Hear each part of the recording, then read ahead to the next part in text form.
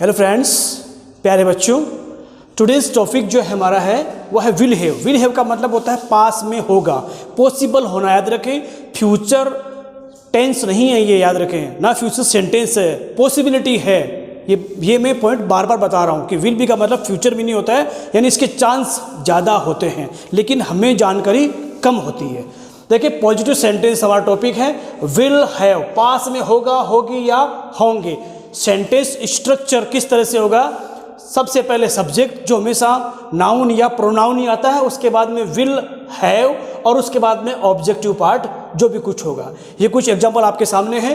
तुम्हारे 2 भाई होंगे। देखो, 2 भाई होंगे, इसका मतलब है कि मुझे थोड़ा सा ऐसे सुनाई दिया है या मैंने किससे सुना है कि तुम्हारे 2 भाई है, लेकिन फिक्स नहीं हुए, तो किसी को पूछ रहे हैं कि शायद तुम्हारे 2 भाई होंगे, तो तुम्हारे 2 भाई होंगे।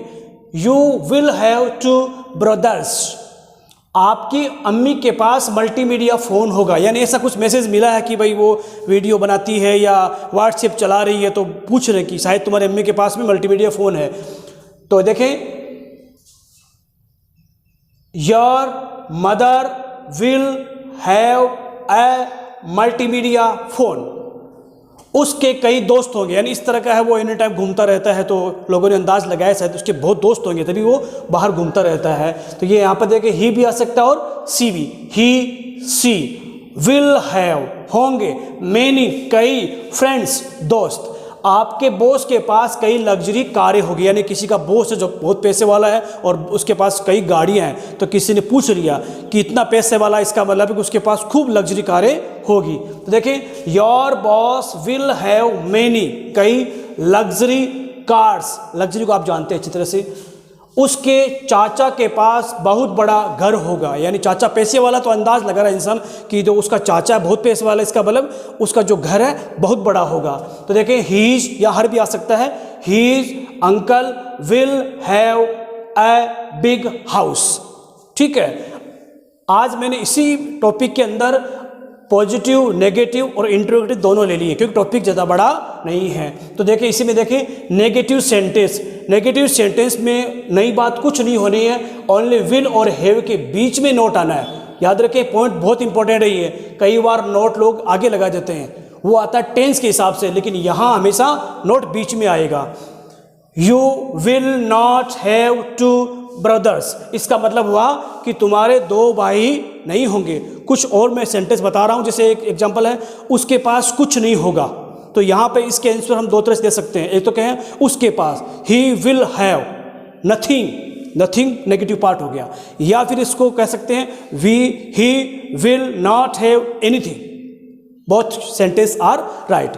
राजा के पास अच्छी ड्रेस नहीं होगी, यानी कोई राजा नाम का लड़का है जिसको हम बार बार देखते हैं, तो वो शादी में या कोई प्रोग्राम में हमेशा ही एक जी सेम ड्रेस पहन के आता है, या जो अच्छी नहीं है, तो किसी ने बोला कि जो राजा है उसके पास अच्छी ड्रेस नहीं होगी, तो राजा will not have a good dress.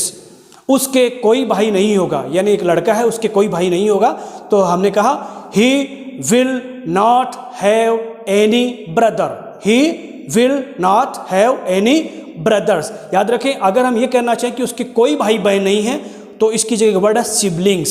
Siblings का मतलब होता है भाई बहन दोनों आ जाते हैं। ब्रदर का मतलब भाई और सिस्टर का मतलब होता है बहन, लेकिन अगर दोनों को साथ में यूज करना चाहिए तो बोल सकते हैं भाई बहन, यानी सिबलिंग्स। तुम्हारे पास एक्स्ट्रा पेन नहीं होगा, यानी हम अंदाज लगा रहे कि ये पेन में से एक ही लेकर आता है, हमें पेन की जरूरत पड़ गई, तो हमने कहा कि तुम्हारे पास एक्स्ट्रा पेन तो होगा नहीं। तो इसका सेंटेंस कैसे बनाएंगे इंग्लिश में?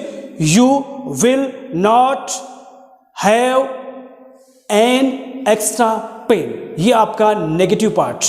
ओके, नेक्स्ट टॉपिक जो हमारा है इसी का, वो है इंटेरोगेटिव सेंटेंस। याद रखें, हमेशा की तरह इंटेरोगेटिव सेंटेंस के 2 काइंड्स होते हैं, एक विदाउट WH वर्ड, येस या नो वाला, एक WH वर्ड। तो सेंटेंस कैसे बनेगा?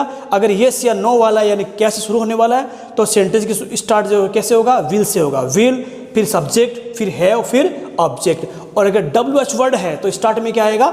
WH word. यहाँ कुछ एग्जाम्पल देखिए।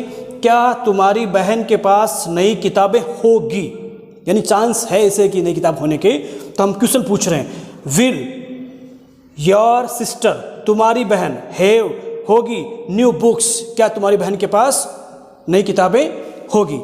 किसके भाई के पास राम के मोबाइल नंबर होंगे, यानी राम नाम का एक लड़का है जिसके मोबाइल नंबर हमें चाहिए, तो हम पूछ रहे हैं किसके भाई के पास होंगे। तो देखें, यहाँ देखें, whose brother will have Ram's apostrophe mobile number. कौन से लड़के के पास हिंदी की पुस्तक होगी, यानी क्लास के अंदर टीचर गया और कहा कि भाई कौन सा ऐसा लड़का जिसके पास हिंदी की बुक होगी। तो देखिए, कौन सा लड़का, which boy will have the book of Hindi.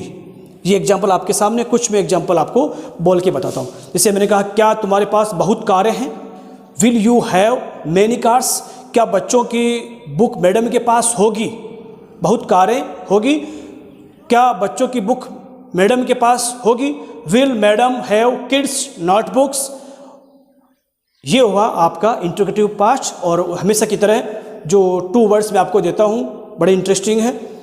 एक होता है अजार, AZAR, अजार यानी आधा खुला हुआ। ये यूज होता है गेट के लिए, जैसे गेट आधा खुला हुआ है, द डोर इज अजार। ठीक है। सेकेंड वर्ड है इससे मिलता जुलता हुआ, लेच, LATCH। लेच का मतलब है कुंडी लगाना, ये लोग कहते हैं ना कुंडी लगाना, तो लेच द डोर, इसका मतलब है कि दरवाजे है उसके कुंडी लगा दो। Okay, thank you.